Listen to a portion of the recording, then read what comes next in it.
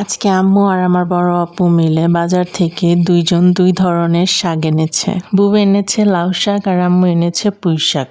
আর শাক দুটো বাছার দায়িত্ব আমার। Hello everyone, welcome back to my channel road 20 blogs. দেখতেই পাচ্ছ আমি লাউয়ের ডাঁটা ভালো মতো ছিলে পরিষ্কার করে নিয়েছি। লাউ শাকের পাতাগুলো অনেক বড় বড় ছিল। 5-6টা আমি ইলিশ পাতুরি বানানোর জন্য রেখে দিব।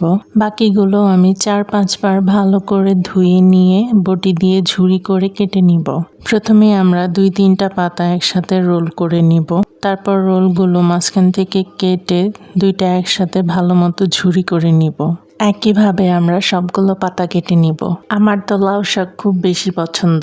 গরম গরম ভাতের সাথে লাউ শাক খেতে খুব ভালো লাগে, তাই এইভাবে কেটে নিলাম। তোমাদের কোনটা বেশি ভালো লাগে, লাউ শাক না পুঁই শাক? কমেন্টে অবশ্যই জানাবে। তারপর একটি পলি বিছিয়ে আমরা পুঁই শাকগুলো ডাঁটা থেকে আলাদা করে নিলাম। তারপর পুঁই শাকের ডাঁটার ছালটা ছাড়িয়ে নিলাম।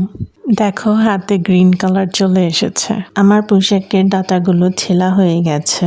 যেগুলো মোটা ছিল সেগুলো আমি মাঝখান থেকে লম্বা লম্বি করে কেটে নিয়েছি। এইভাবেই আমার ডাঁটা কাটা শেষ।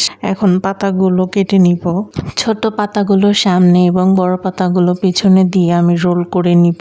প্রথমেই মাঝখান থেকে কেটে দুইটা একসাথে আমি ঝুরি করে নিব। শাক কাটার আগে আমি শাকগুলো ভালো মতো 4 থেকে 5 বার ধুয়ে নিয়েছি।